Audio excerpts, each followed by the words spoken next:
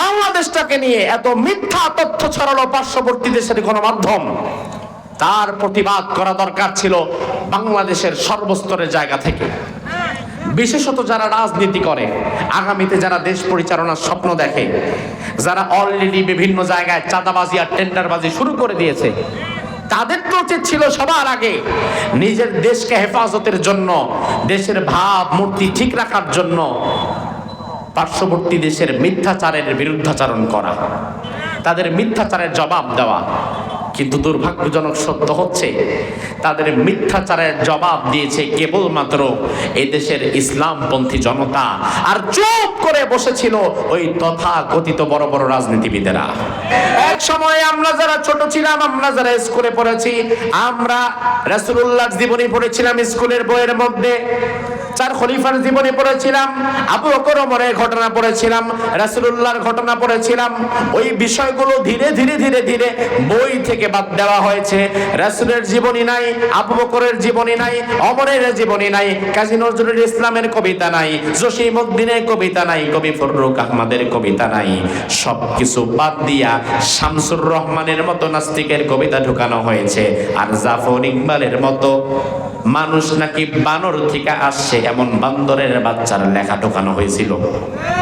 ইব্রাহিম যে জাতির পিতা, মানুষ ভুলেই গেছে। বিশ্বাস না হয় ক্লাস 5, 6, 7 পড়ে এমন একটা বাচ্চাকে আপনি জিজ্ঞেস করেন জাতির পিতাকে, বলবে বঙ্গবন্ধু। সে শুনেও না জীবনে ইব্রাহিম তার জাতির পিতা। গণবিপ্লবের পরে জমিন কিছুদিন ফাঁকা থাকে। ওই সময়টাতে জমিনে সবচেয়ে বেশি কাজ করে যারা, জমিনের পরবর্তী রক্ষণাবেক্ষণের দায়িত্ব পেয়ে যায় তারা। ইল্লাল্লাহু ওয়াহদাহু লা শারীকা লাহু ওয়া নাশহাদু আন্না সাইয়্যিদানা ঈমানানা কুদওয়াতানা হাবিবানা طبيبنا طبيب أرواحنا محمد الذي أرسله بالحق بشيرا ونذيرا وداعيا إلى الله بإذنه وسراجا منيرا. فقد قال الله تعالى في كلامه المجيد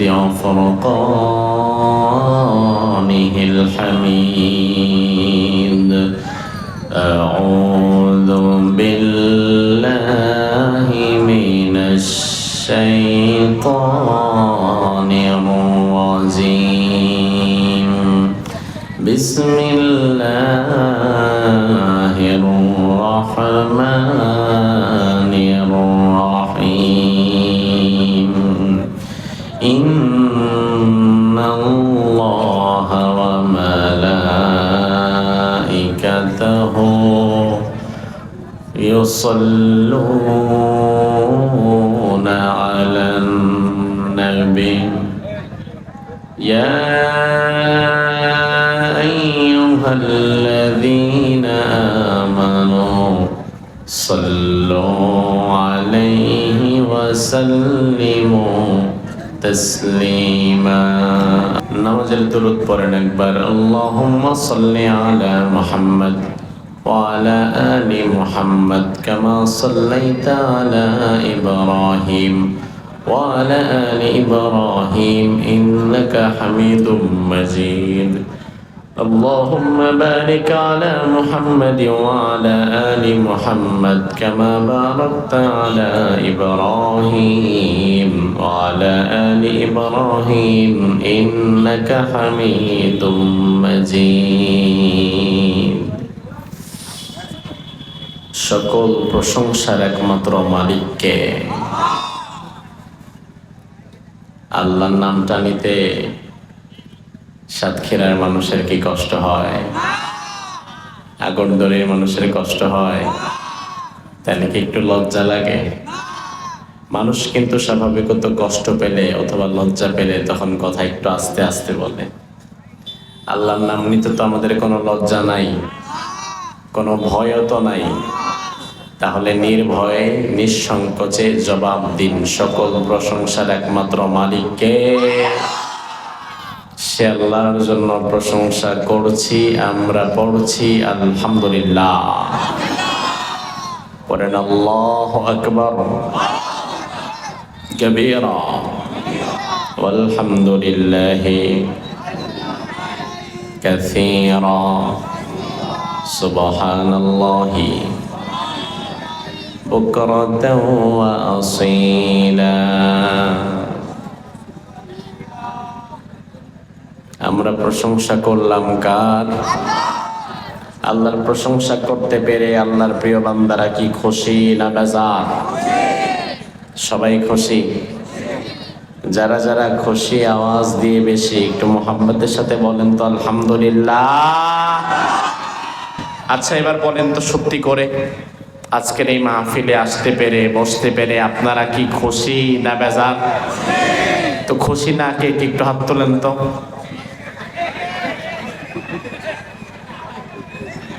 আমি তো গভীর রাতে আপনাদের একটু ঘুমটা টেস্ট করলাম যে কোন জায়গায় আছে। এখন ধাক্কা দিয়ে দেখি বিপদ সীমার কাছাকাছি চলে গেছেন।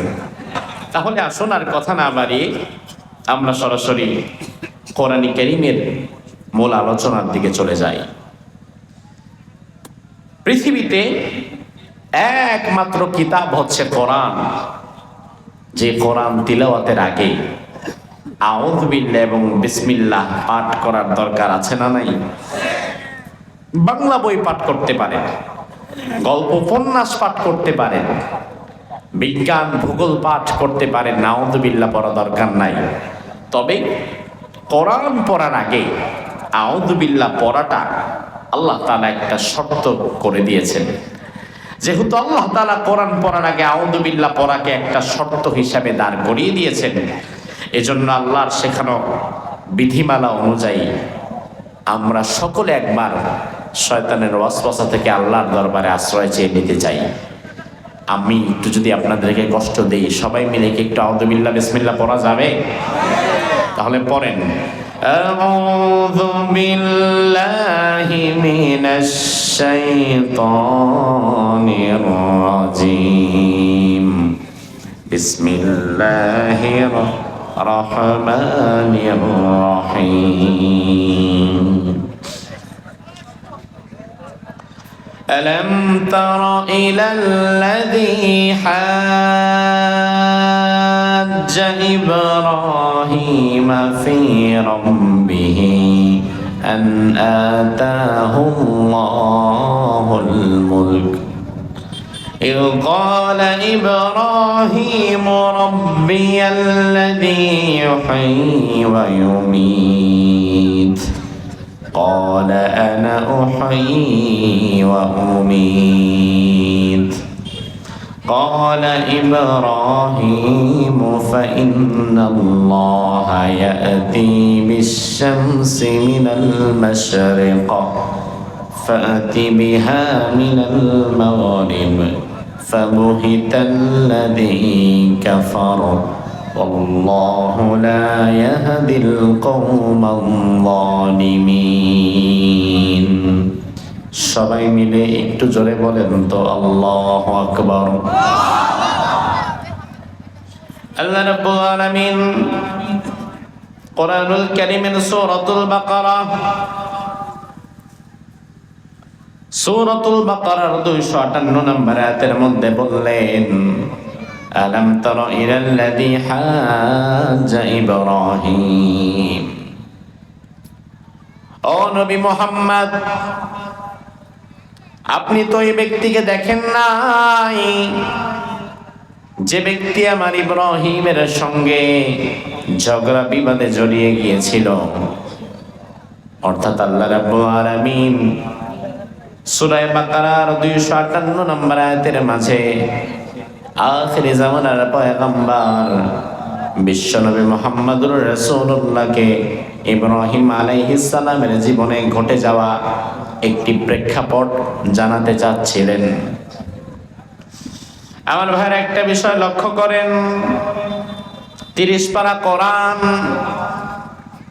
30 পারা কোরআনে সব নবী রাসূলদের নাম আল্লাহ বলেন নাই। পৃথিবীতে আল্লাহ তাআলা নবী রাসূল পাঠিয়েছেন একজন, দুইজন না আরো বেশি। কথা হয় না? কত লক্ষ লক্ষ, এজন্য বলা হয় লক্ষাধিক, লক্ষেরও বেশি। দুনিয়াতে আল্লাহ নবী রাসূল পাঠিয়েছেন লক্ষের বেশি। লক্ষাধিক নবী রাসূলদের মধ্য থেকে 30 পারা কোরআনের মধ্যে আল্লাহ তাআলা 1 লাখ নবীর নাম কি উল্লেখ করেছেন? 30 পারা কোরআনে আল্লাহ তাআলা 50,000 নবীর নাম কি উল্লেখ করেছেন? কথা বল না। 30 পারা কোরআনে 50,000 তো দূরের কথা, 10,000, 5,000, 500, 100, এমনকি 50 জন নবীর নামও নাই। আমার ভাইরা, মজার একটা বিষয় দেখেন, 30 পারা কোরআনে আল্লাহ তাআলা লক্ষ লক্ষ নবীর নাম বলেন নাই, হাজার হাজার নবীর নাম বলেন নাই, 500 জন, 100 জন, এমনকি 50 জনের নামও বলেন নাই। 30 পারা কোরআনে আল্লাহ মাত্র গুনে গুনে 25 জন নবীর নাম বলেছেন। জোরে কোন কয়জন নবীর নাম? 25 জন, 25। এবার একটা প্রশ্ন জাগে, কি ব্যাপার? দুনিয়াতে নাকি নবী রাসূল আসছে লক্ষ লক্ষ, অথচ আল্লাহ কোরআনে মাত্র 25 জন নবীর নাম উল্লেখ করেছেন। তার কারণ কি? তার কারণ হচ্ছে আল্লাহ তাআলা কোরআনকে অনেক বড় লম্বা করতে চান নাই। কোরআনে যদি আল্লাহ তাআলা 50,000 কিংবা 1 লক্ষ নবীর নাম ঢুকিয়ে দিতেন, তাইলে কোরআন 30 পারা হতো না, কোরআন হয়ে যাইতো মিনিমাম 100 পারা। দুনিয়ার মানুষ কোরআন আর মুখস্থ করতে পারতেন না, চাইতেনও না। এজন্য কোরআনে রব্বুল আলামিন একেবারে বাছাই করে করে করে করে গুরুত্বপূর্ণ 25 জন নবীর কথা উল্লেখ করেছেন। কোরআনের 25 জন নবীর মধ্যে বহুল আলোচিত নবীর নাম হচ্ছে ইব্রাহিম আলাইহিস সালাম। কোরআনে ইব্রাহিম আলাইহিস সালামের ব্যাপারে আল্লাহ একবার দুইবার না অসংখ্যবার কথা বলেছেন। নাম হিসাবে কোরআনে মুসা আলাইহিস সালামের নাম সবচাইতে বেশি এসেছে। তবে কোরআনুল কারীমের দিকে যদি আপনি লক্ষ্য করেন, আপনি দেখবেন ইব্রাহিম আলাইহিস সালামের জীবনের নানান জায়গার ঘটনাগুলো সরাসরি কোরআনের মধ্যে আল্লাহ স্থান করে দিয়েছেন। আমার ভাইয়ের একটা বিষয় লক্ষ্য করেন, ইব্রাহিম আলাইহিস সালাম তো আজকের মানুষ নয়, 2025 সালের মানুষ নয়, আজ থেকে 4000 বছর আগের মানুষ ইব্রাহিম আলাইহিস সালাম। কয় হাজার বছর আগের? আজ থেকে 4000 বছর আগে ইরাকের বাবেল নগরীতে ইব্রাহিম আলাইহিস সালামের জন্ম হয়। এই যে 30 পারা কোরআন নাজিলেরও 2500 বছর আগে, কোরআন নাজিলের 2500 বছর আগে, আর কোরআন নাজিল হয়েছে 1500 বছর, তো চলেই গেছে। তাইলে আগে 2500 আর পরে 1500, 2500 আর 1500 মিললে কত হয়? 4000। তার মানে ইব্রাহিম নবীর কথাগুলো আজকের কথা না, 4000 বছর আগের কথা।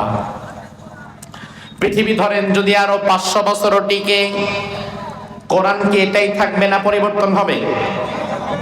পরিবর্তন হওয়ার সুযোগ আছে তো? পরিবর্তন হওয়ার কোনো সুযোগ নাই। তার মানে আজকে আমরা যেমন ইব্রাহিম আলাইহিস সালামের জীবনী থেকে শিক্ষা নিতে পারি, 500 বছর পরে যারা দুনিয়াতে আসবে ইব্রাহিমের সন্তান হিসাবে, তারাও ইব্রাহিমের ঘটনা থেকে শিক্ষা নিতে পারবে। এমন ব্যবস্থা যিনি করে দিয়েছেন তিনি কে? ইব্রাহিম আলাইহিস সালামের কথাগুলো কোরআনের মধ্যে আল্লাহ অনেক বেশি বলেছেন। ও ভাই আমার, বেশি বলার কারণ আছে। তার কারণ দুনিয়ার অন্যান্য নবীদের সাথে উম্মতে মুহাম্মাদের সম্পর্ক যতটা, দুনিয়ার অন্যান্য নবীদের সাথে আমাদের সম্পর্ক যতটা, ইব্রাহিম নবীর সাথে ততটা নয়, তার চাইতে আরেকটু বেশি। মুসা আলাইহিস সালাম একজন নবী হিসাবে মুসাকে আমরা মানি, বিশ্বাস করি, তবে এর চাইতে বেশি সম্পর্ক মুসা নবীর সাথে আমাদের নাই। ঈসা আলাইহিস সালাম একজন নবী হিসেবে তাকে আমরা মানি, বিশ্বাস করি, তবে তার চাইতে বেশি সম্পর্ক তার সাথে আমাদের নাই। কিন্তু ইব্রাহিম আলাইহিস সালাম তিনি কেবলমাত্র একজন নবী নয়, বরং নবী ছাড়া, তার নবীর পরিচয় ছাড়া ইব্রাহিম নবীর সাথে আপনারা যারা বসে আছেন আপনাদের আরেকটা সম্পর্ক আছে না নাই? আমার ভাইরা, তাহলে একটু বলেন দেখি সম্পর্কটা কি? তিনি আমাদের কি হন? অনেকে তো কয় না, যারা কয় না এরা মনে হয় নিষিদ্ধ গ্রুপের লোক। ইব্রাহিম নবী যে জাতির পিতা, বাংলার মানুষ এটা ভুলতে বসেছে। আমার মনে হয় স্বৈরাচার যদি আর তার প্ল্যান অনুযায়ী 2041-42 সাল পর্যন্ত থাকতো, তাইলে আমরা 4 খলিফার নামও ভুলে যেতাম, নবীদের নামও ভুলে গিয়ে হয়তো শুধু তার বাপের নাম মনে রাখতাম। ইব্রাহিম যে জাতির পিতা মানুষ ভুলেই গেছে। বিশ্বাস না হয় ক্লাস 5, 6, 7 পড়ে এমন একটা বাচ্চাকে আপনি জিজ্ঞেস করেন জাতির পিতাকে, বলবে বঙ্গবন্ধু। সে শুনেও নাই জীবনে ইব্রাহিম তার জাতির পিতা। এটাই সত্য, এটাই বাস্তব। এবার আমার ভাইরা আপনারা জবাব দেন, আমাদের জাতির পিতার নাম কি? ও আমার ভাইরা, এটা ইমানের জবাব। এত ভয় পেয়ে দেন কেন? আসতে দেন কেন? ইব্রাহিম আলাইহিস সালাম যে জাতির পিতা, এই ব্যাপারে কোনো সন্দেহ আছে? দুনিয়া কিয়ামত হয়ে যেতে পারে, পাহাড় তসতস হয়ে যেতে পারে, স্বৈরাচার আবার ফিরেও যদি কোনোদিন আসতে পারে, আমি আমার জাতির পিতার প্রশ্নে অন্য কাউকে বসাতে রাজি না। ঠিক না ব্যাঠি? প্রয়োজনে জাতির পিতার প্রশ্নে আমাকে জীবন দেওয়া লাগতে পারে, তবে মুসলমান কোনোদিন ইব্রাহিমকে ছাড়া অন্য কাউকে জাতির পিতা ভাবতেও পারবে না। কারণ ইব্রাহিম আলাইহিস সালাম যে আমার জাতির পিতা, সেটা আমারে স্বয়ং জানিয়ে দিয়েছেন কে? আমার আল্লাহ বললেন, বান্দা মিল্লাতা আবিকুম ইব্রাহিম ওয়া সাম্মাকুমুল মুসলিমিন। ও দুনিয়ার মুসলমানেরা শুনে নাও, তোমাদের নাম রাখা হয়েছে মুসলমান, আর তোমাদের জাতির পিতা হলো ইব্রাহিম। আবার মুফাসসিরগণ বলেছেন জাতির পিতা ইব্রাহিম, ওয়া সাম্মাকুমুল মুসলিমিন। সাম্মার ফাইল যদি ইব্রাহিম হয়, তবে অর্থ হবে আমরা যে মুসলমান বলে দাবি করি, আমাদের নামটাও রেখেছেন বাবা ইব্রাহিম।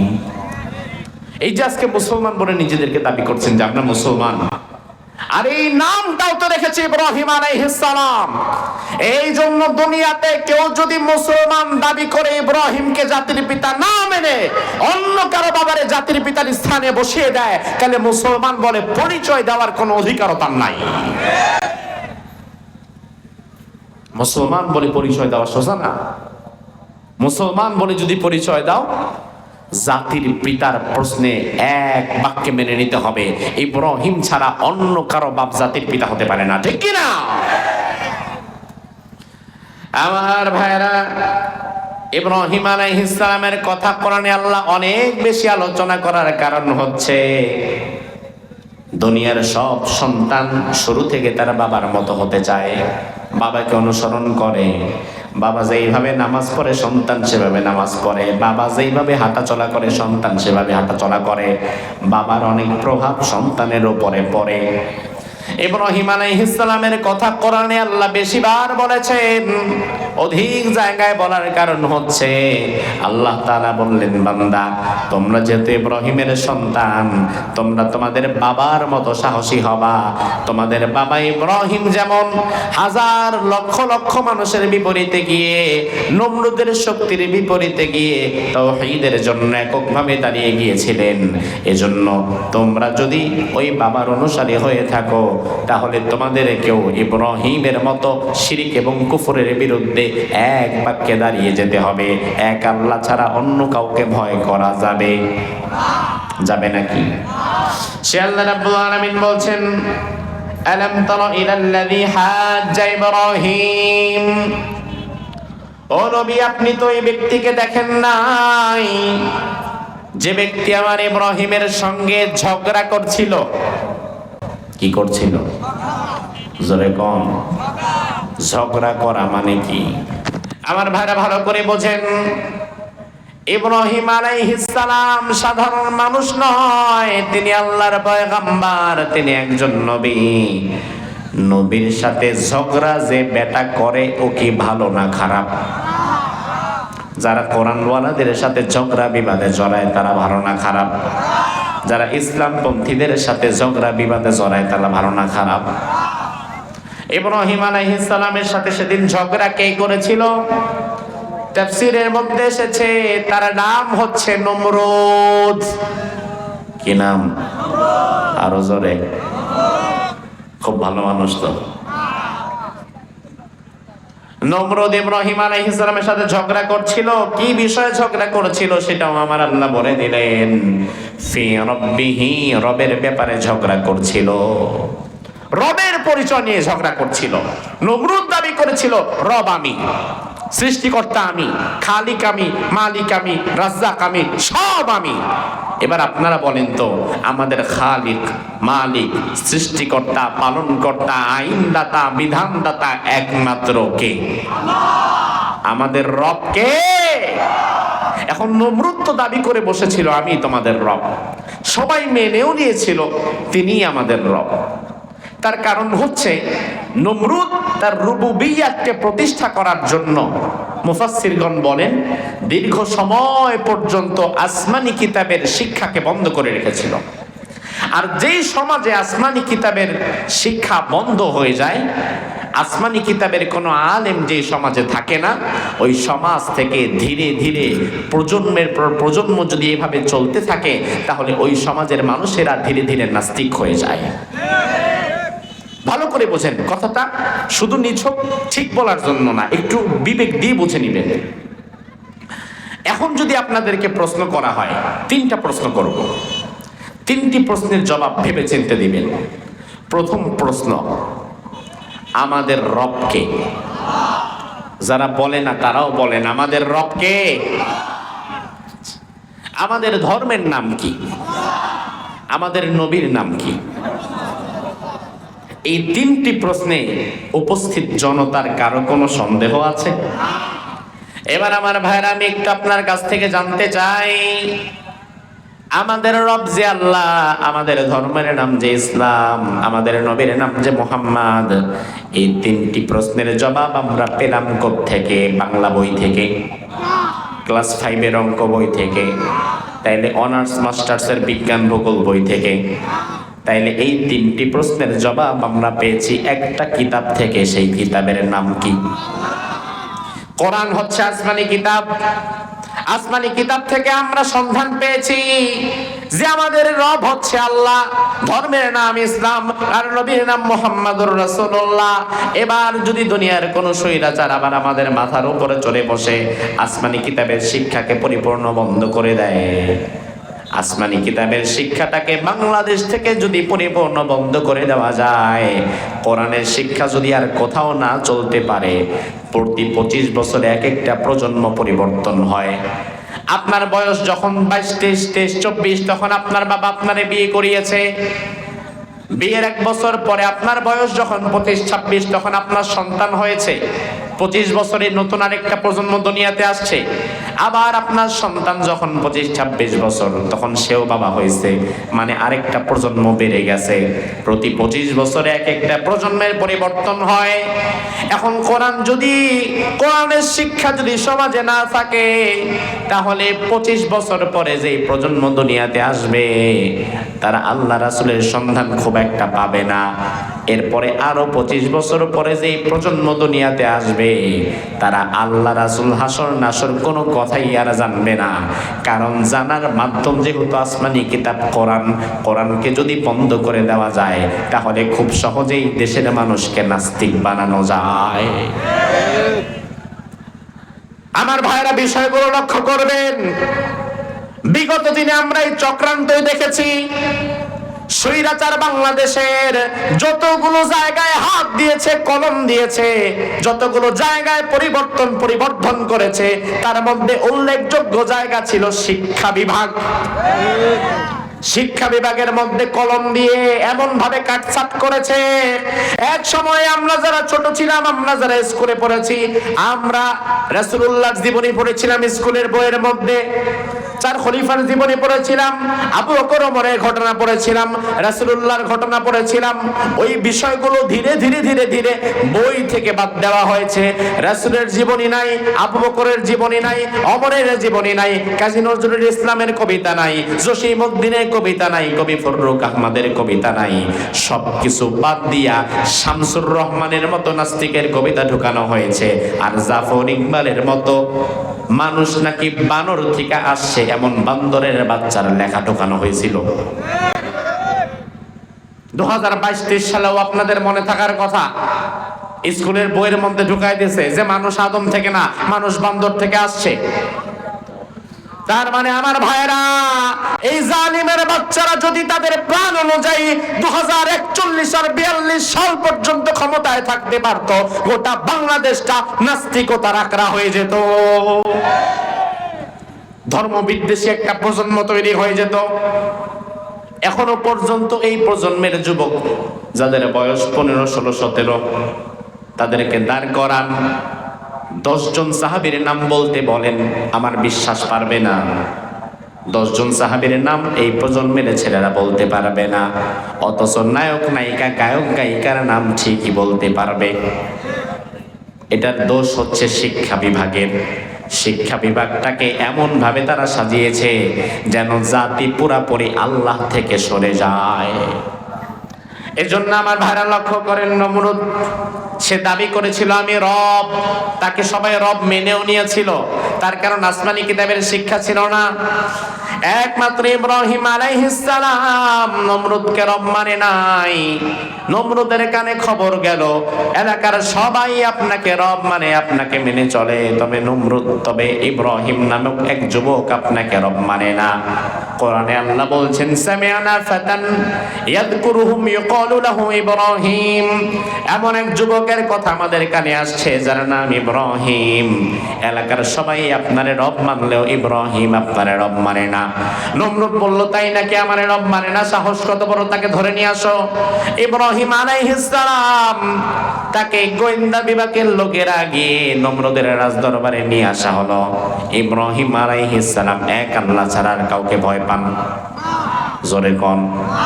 ইব্রাহিম যেমন এক আল্লাহ ছাড়া দুনিয়ার কাউরে ভয় পায় না, ইব্রাহিমের সন্তান যারা তারাও এক আল্লাহ ছাড়া দুনিয়ার কাউরে আর ভয় পাবে না, ঠিক কি না?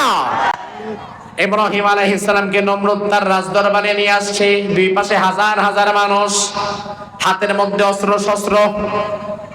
ভালো করে বোঝেন, ইব্রাহিম কিন্তু একা, আর হাজার হাজার মানুষ চারপাশে যারা তাকে ঘিরে ধরে আছে, যাদের হাতে অস্ত্র শস্ত্র, ওই মানুষগুলো কি ইব্রাহিমের পক্ষে না নমরুদের পক্ষে? ইব্রাহিম আলাইহিস সালামের সাথে কেউ নাই, নিজের আপনজন নাই, মা বাবা ভাই বোন কেউ নাই, দল নাই, নেতা নাই, কর্মী নাই, কিচ্ছু নাই, একা দাঁড়িয়ে গেছেন। ইব্রাহিম নবী বুঝিয়ে দিলেন, ও আমার সন্তানেরা শুনে নাও, যদি তুমি হক পথে থাকো তোমার সাথে বেশি মানুষের দরকার নাই, তুমি যদি হক পথে থাকো তাইলে হাজার লক্ষ লক্ষ বাতিলের সামনে তুমি দাঁড়িয়ে যেতে পারো। ইব্রাহিম নবী একা একা দাঁড়িয়ে গেলেন। এবার নমরুদ তাকে প্রশ্ন করলো, ইব্রাহিম ফি রাব্বিহি, যেহেতু ঝগড়াটা রবের ব্যাপারে, ইব্রাহিম তোমার নাম? বলে জি আমার নাম ইব্রাহিম। নমরুদ বলল, তোমাকে বেশি কথা বলবো না, একটা মাত্র প্রশ্ন করব, এক বাক্যে জবাব দিবা। প্রশ্ন হবে একটা, জবাব হবে একটা, কোনো ঘোরানো পেছানো না। ইব্রাহিম বললেন ঠিক, আমিও ঘোরানো পেছানো কথা বলি না, পছন্দ করি না। কি জানতে চান বলেন? হাজার লক্ষ লক্ষ মানুষের সামনে নমরুদ বলল, ইব্রাহিম তোমার কাছে আমার প্রশ্ন হচ্ছে, মার রব্বুকা ইয়া ইব্রাহিম, ও ইব্রাহিম জবাব দাও, তোমার রবের নাম কি? আমার ভাইরা লক্ষ্য করেন, প্রশ্নটা কি কঠিন না সহজ? কথা হয় না, উত্তরটা কি কঠিন না সহজ? আপনার কাছে এখন সহজ মনে হতে পারে ভাই, তবে 4000 বছর পূর্বের এই প্রেক্ষাপটে জবাব দেওয়াটা মোটেই সহজ ছিল না। এই যে আপনারা এতগুলো মানুষ বসে আছেন, এই জবাবটা যদি আমি আপনাদের থেকে জানতে চাই, ও সাতক্ষীরার ভাইয়েরা আপনারা জবাব দেন, আপনাদের রবের নাম কি? আরো জোরে।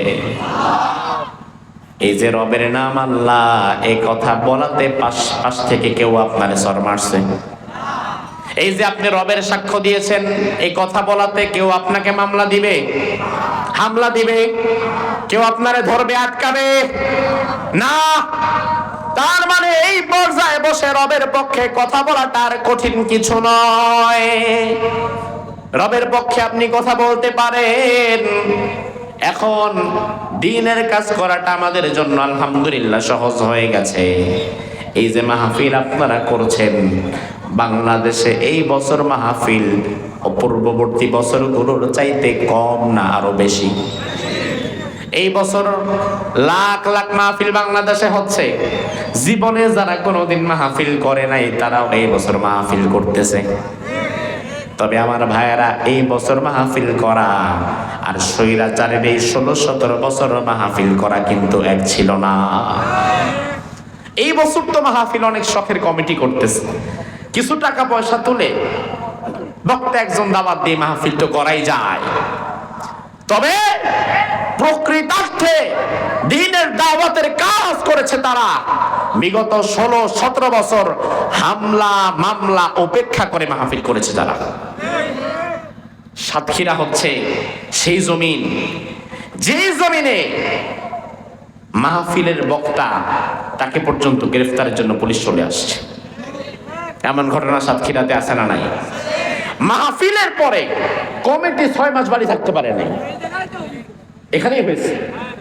চিন্তা করেন আমার ভাইরা, সাতক্ষীরা সেই জমিন, যেই জমিনের মানুষ কোরআনের জন্য রক্ত দিয়েছে, যেই জমিনের মানুষ জমিনে আল্লাহর দ্বীন কায়েমের জন্য জীবন দিয়েছে। আমার বিশ্বাস আগামীর বাংলাদেশে সূর্য উদিত হবে, এটা যেমন সত্য, কোরআন প্রতিষ্ঠা হবে এটাও তেমন সত্য। ভারতের দালা বাবুরা এটা চোখ রাঙিয়ে বন্ধ করতে পারবে না। এবং সাতক্ষীরার জমিন থেকে ইনশাআল্লাহ দুর্বার গতিতে সেই দাওয়াত ছড়িয়ে যাবে গোটা বাংলাদেশে, ঠিক কিনা? ইব্রাহিম আলাইহিস সালাম 4000 বছর আগে নমরুদের সামনে দাঁড়িয়ে নমরুদের চোখে চোখ রেখে আল্লাহ এই কথা বলা, আর আজকে আমরা আল্লাহকে ডাক দেওয়া, দুটা কি এক? আমার ভাইরা, পরিবেশ পরিস্থিতি অনেক বড় একটা বিষয়। ইব্রাহিম আলাইহিস সালাম নমরুদের মুখের উপরে দাঁড়িয়ে তখন বলেছিলেন, তুমি আমার রবকে চেনো না? রব্বি আল্লাহ, আমার রব হচ্ছে আল্লাহ সুবহানাহু ওয়া তাআলা। সুবহানাল্লাহ। নমরুদ এবার রেগে গেছে, তোমার রব আল্লাহ, এলাকার মানুষ আমারে রব বলে, তুমি আবার আল্লাহকে রব বলছো। এবার আমার আল্লাহ বললেন, আন আতাহুল্লাহুল মুলক। ইব্রাহিমের সাথে নমরুদ যে দুর্ব্যবহার করছিল, অহংকার করছিল, ইব্রাহিমকে যে ধমক দিচ্ছিল, শাস্তি দেওয়ার জন্য উদ্যত হচ্ছিল, এটার কারণ হচ্ছে আমার আল্লাহ বলেন, এই যে নমরুদের তো অহংকার, ক্ষমতার অহংকার, ক্ষমতার বাহাদুরি, অথচ নমরুদকে তো ওই ক্ষমতা আমি আল্লাহ দিয়েছিলাম। আমার ভাইয়ের একটা থিওরি ভালো করে বোঝেন, দুনিয়ার অনেক ক্ষমতাবানেরা ক্ষমতায় যাওয়ার পরে অহংকারী হয়ে যায়, জালিম হয়ে যায়, স্বৈরাচার হয়ে যায়। এমন বহু ইতিহাস পৃথিবীতে আছে না নাই? তবে বাংলাদেশে নাই। তাহলে একবার একটু জবাব দেন, ক্ষমতায় গিয়ে যারা অহংকারী হয়, ক্ষমতায় ওদেরকে বসাইছে কে? আবার নামায়া দিতে পারে কে? আমার আল্লাহ যাকে চায় তারে ক্ষমতা দেয়, আবার আমার আল্লাহ যাকে চায় না তারে ক্ষমতা থেকে নামায়াও দেয়। রব্বুল আলামিন কোরআনের মধ্যে বললেন, কুলিল্লাহুম্মা মালিকাল মুলকি তুতিল মুলকা মান তাশা ওয়া তানজিউল মুলকা মিম্মান তাশা ওয়া তুইজ্জু মান তাশা ওয়া তুদিল্লু মান তাশা বিয়াদিকাল খায়র ইন্নাকা আলা কুল্লি শাইইন কাদির। আল্লাহ রাব্বুল আলামিন বললেন, নবী আপনি বলে দেন, কুলিল্লাহুম্মা মালিকাল মুলক, সকল ক্ষমতার একমাত্র মালিক যিনি তিনি কে? আমার আল্লাহ বললেন, নবী আপনি বলে দেন, আমি আল্লাহ যাকে চাই তারে ক্ষমতা দেই, আবার আমি আল্লাহ যদি কারো উপরে রেগে যাই ক্ষমতার গদি থেকে টেনে নামায়া ওরে দিল্লি পাঠায়া দেই। কে করেন? কে করেন?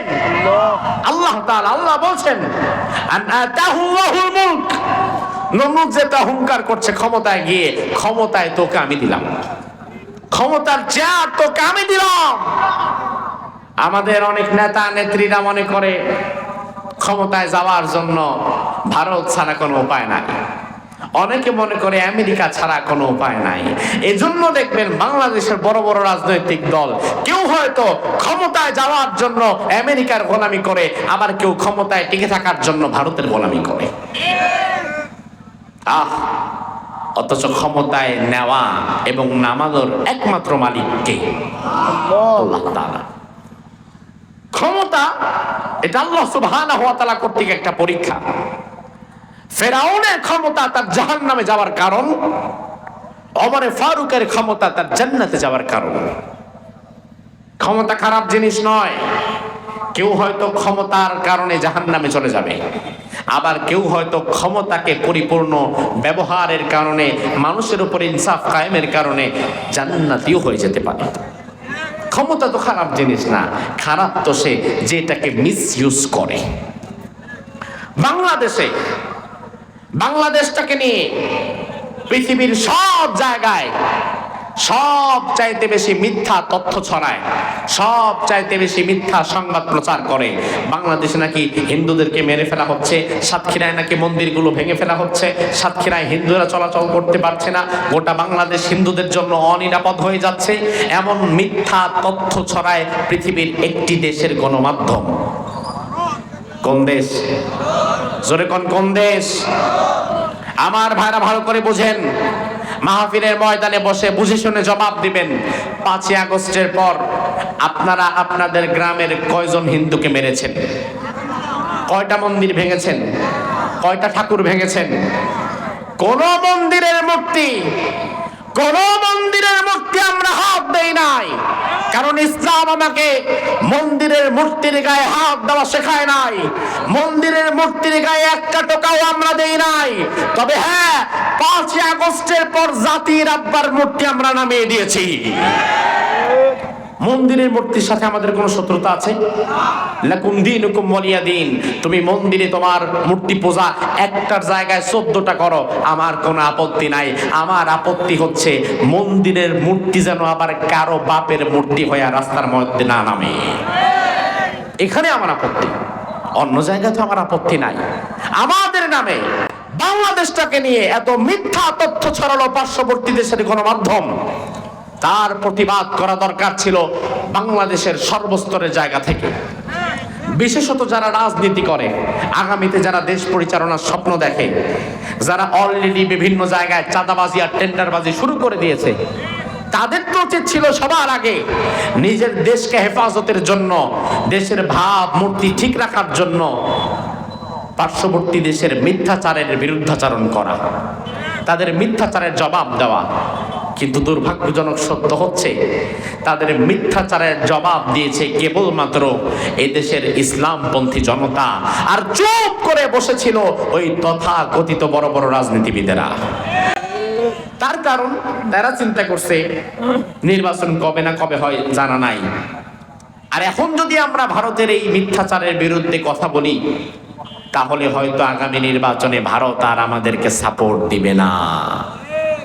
আমার ভাইরা ভালো করে বিশ্বাস করেন, ক্ষমতায় নেওয়ার মালিক ভারত নয়, ক্ষমতায় টিকিয়ে রাখার মালিক ভারত নয়। ভারত আর নরেন্দ্র মোদী যদি কাউকে ক্ষমতায় টিকায় রাখতে পারত তাহলে তুমি কেন? সে তো তার প্রেমিকারাই রাখতে পারে নাই। তাহলে তুমি কোথাকার কে? এজন্য সাতক্ষীরাবাসীকে আমি কোরআন হাতে নিয়ে শুনিয়ে দিতে চাই, ইমানের সাথে বলতে চাই, আগামীর বাংলাদেশে কে ক্ষমতায় যাবে আর কে ক্ষমতা থেকে নামবে তা নরেন্দ্র মোদী ঠিক করবে? ভারত ঠিক করবে? আমেরিকা ঠিক করবে? চীন কিংবা রাশিয়া ঠিক করবে?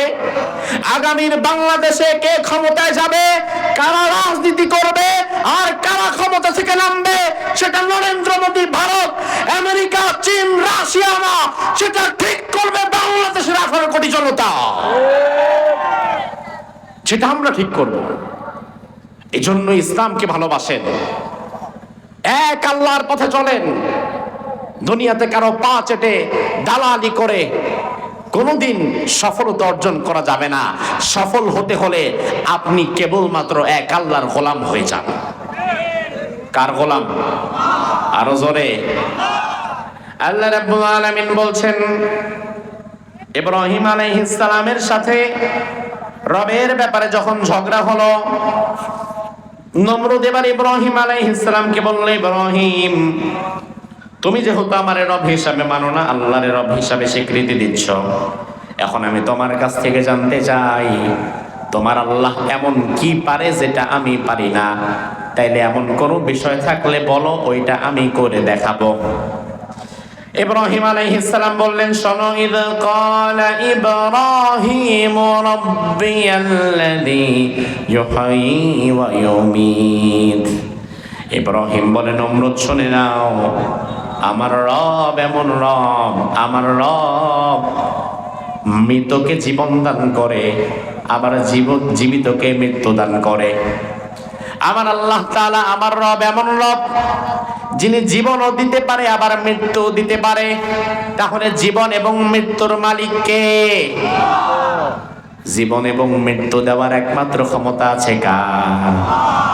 কিন্তু তোমার দেশের সংবিধানের মধ্যে কিন্তু লেখা আছে, কোন ফাঁসির দণ্ডপ্রাপ্ত আসামি যদি রাষ্ট্রপতি বরাবর প্রাণ ভিক্ষা চেয়ে দরখাস্ত দেয়, রাষ্ট্রপতি সাহেব চাইলে ওই আসামির প্রাণটা ভিক্ষা দিতে পারে। এমন একটা আইন বাংলাদেশে আছে, জানেন তো? রাষ্ট্রপতির কাছে প্রাণ ভিক্ষা চাওয়ার একটা আইন আছে। ইসলামী আন্দোলনের বড় বড় নেতাদেরকে অফার করা হয়েছিল, ফাঁসির আগে তাদেরকে বলা হয়েছিল প্রাণ ভিক্ষা চান, তাইলে সুযোগ দেওয়া যেতে পারে। ইসলামী আন্দোলনের আমিররা তখন বলেছে, মৃত্যুর ফয়সালা তো জমিনে হয় না, হয় আসমানে। প্রাণ ভিক্ষা এক আল্লাহ ছাড়া আর কারো কাছে চাইব না। এগুলা বানোয়াট না, এগুলা ইতিহাস। আমাদের রাহাবাররা এগুলা করে দেখিয়েছেন।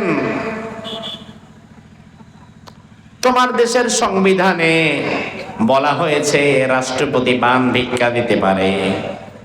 এই যে প্রাণ ভিক্ষা দেওয়ার ক্ষমতা কারো আছে, এটা বিশ্বাস করা কিন্তু শিরিক, ঈমানটা ভেঙে যাবে ভাই।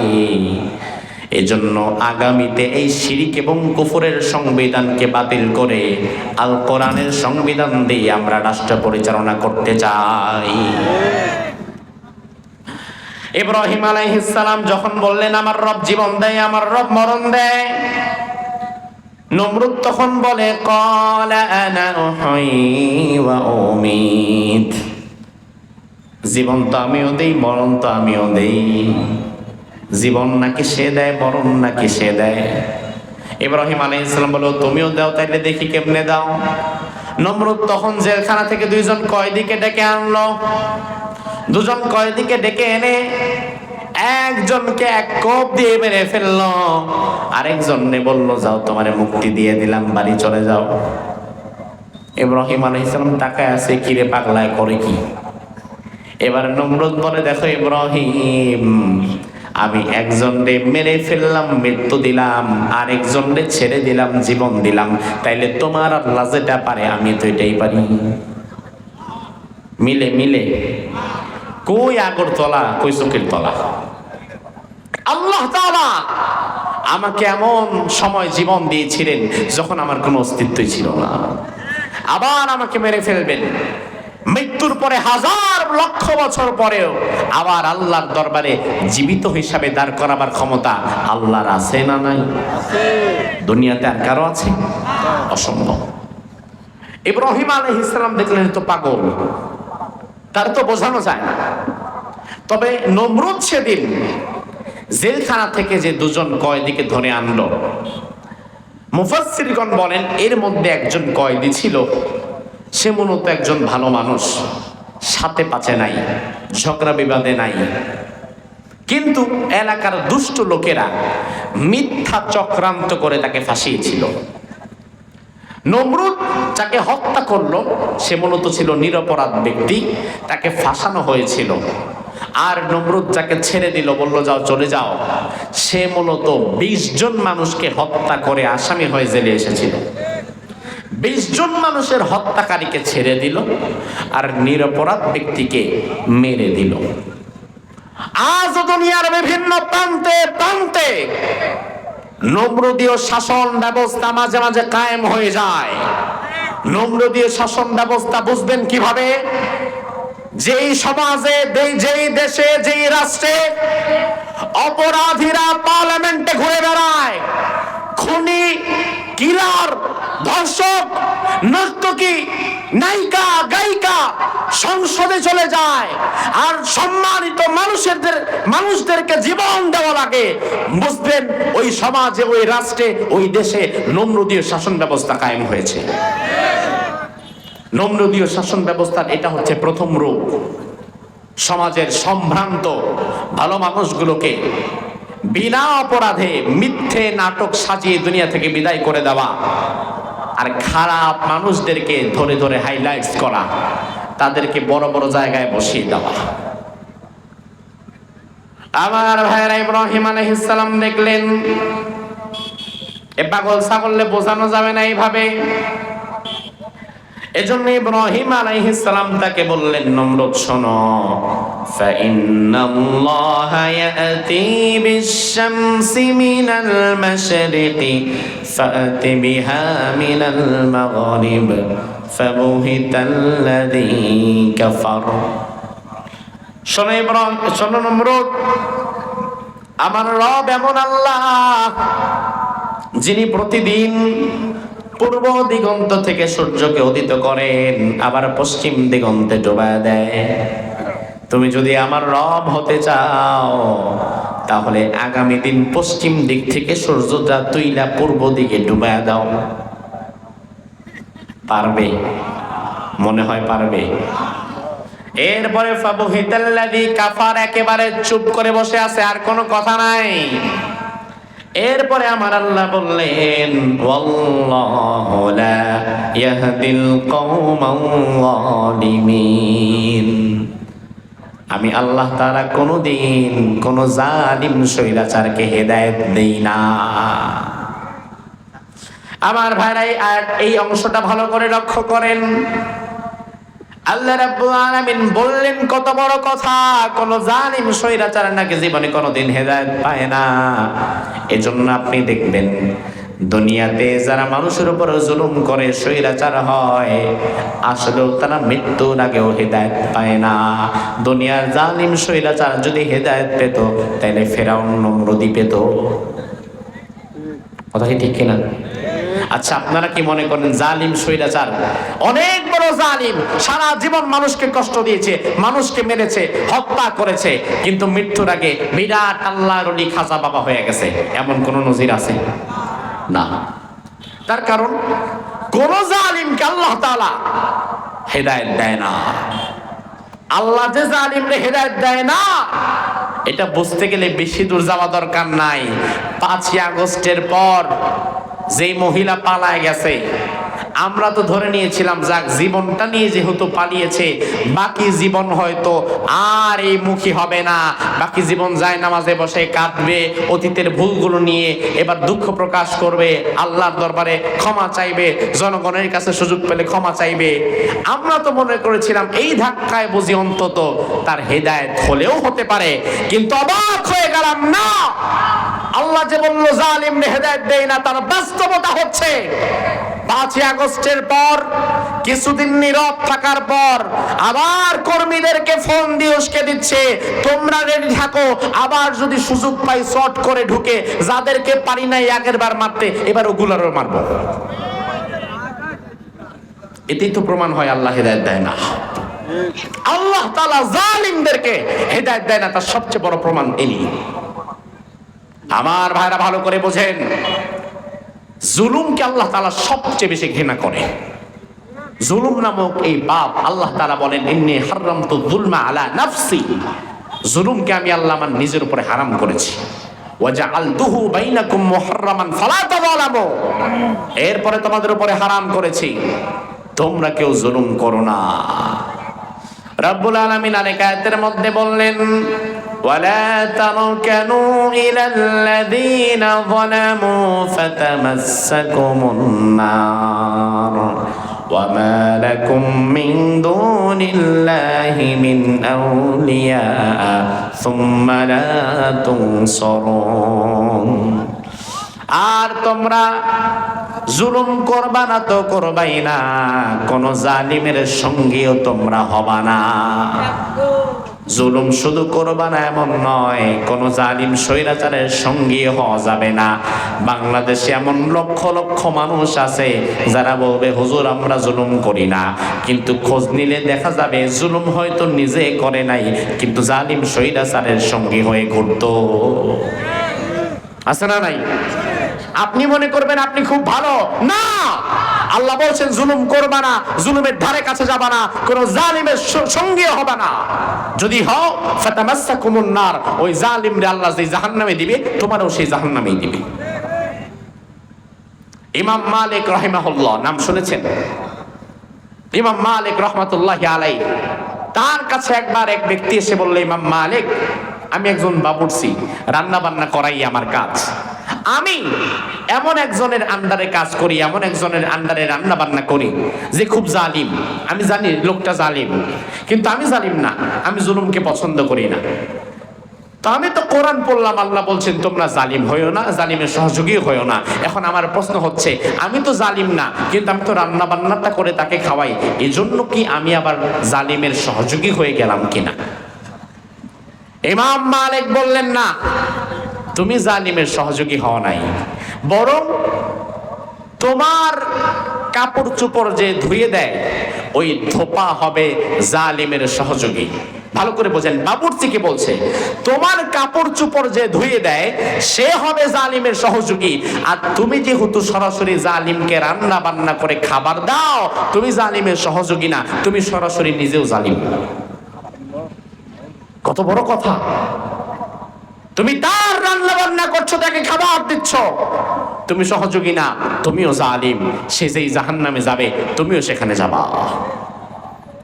এজন্য আমার ভাইরা সাবধান, জুলুম করা যাবে না, জুলুমের সঙ্গী হওয়া যাবে না, জুলুমের মানসিকতাও রাখা যাবে না।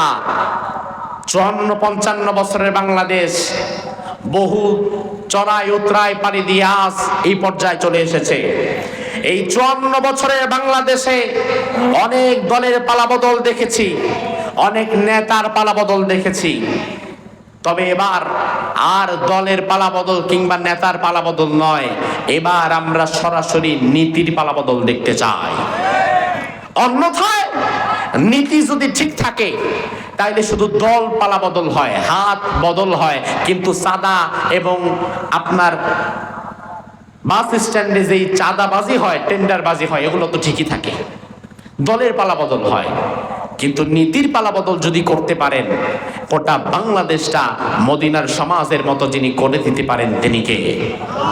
আমি আজ সাতক্ষীরার জনপদ থেকে আপনাদের বলে দিতে চাই, 54 বছরের বাংলাদেশে বহু দল দেখেছেন, বহু নেতা দেখেছেন, বহু নেত্রী দেখেছেন।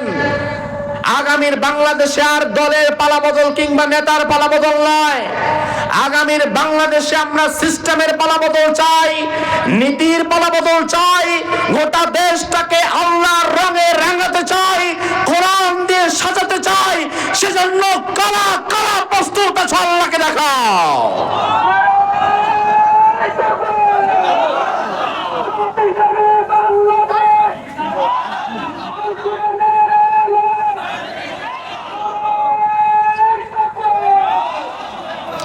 আমার ভাইরা আরেকটা বিষয় লক্ষ্য করবেন, বাংলাদেশ কিন্তু এই মুহূর্তে ইসলামী রাষ্ট্র হয়ে যায় না। আবেগ দিয়ে বিচার করলে হবে না। 2024-এর 5 আগস্ট বাংলাদেশে কোনো ইসলামী বিপ্লব হয় নাই। 2024 সালের 5 আগস্ট বাংলাদেশে যেটা হয়েছে এটা একটা গণবিপ্লব। এই গণবিপ্লবে সর্বশ্রেণীর মানুষের একটা অংশগ্রহণ আছে না নাই? গণবিপ্লবের পরে জমিন কিছুদিন ফাঁকা থাকে। ওই সময়টাতে জমিনে সবচেয়ে বেশি কাজ করে যারা, জমিনের পরবর্তী রক্ষণাবেক্ষণের দায়িত্ব পেয়ে যায় তারা। গণবিপ্লবের পরে জমিনে যদি ধর্মনিরপেক্ষতা মতবাদের শক্তি কাজ করতে পারে, তবে আবারও ধর্মনিরপেক্ষতা মতবাদের লোকেরা জমিনের কর্তৃত্বে চলে আসবে। জমিনের এই সময়টাতে যদি জাতীয়তাবাদের শক্তির লোকেরা কাজ করতে পারে, তবে আবারও জাতীয়তাবাদের বিপ্লব হয়ে যাবে। জমিনের এই ফাঁকা সময়টাতে যদি সমাজতন্ত্রের লোকেরা কাজ করতে পারে, তবে সমাজতন্ত্রের বিপ্লব হয়ে যেতে পারে। জমিনের এই ফাঁকা সময়টাতে আমাদেরকে ইসলামের জন্য কাজ করতে হবে, তাহলে আশাবাদী আগামীতে এই জমিনে ইসলামী বিপ্লব হয়ে যাবে। সেজন্য কাজ করার তো দরকার আছে না নাই? আল্লাহ সুবহানাহু ওয়া তাআলা আমাদেরকে দ্বীনের জন্য, কোরআনের জন্য, একটি আদর্শ ইসলামী সমাজ বিনির্মাণের জন্য কাজ করার তৌফিক দান করুক। আমরা বলি আমিন। হাযা মা ইনদি ওয়াল ইলমু ইনদাল্লাহ আলাইহি তাওয়াক্কালতু ওয়া ইলাইহি উনীব। আমরা ইনশাআল্লাহ মুনাজাত করে একসঙ্গে বাড়ি ফিরে যাব ইনশাআল্লাহ।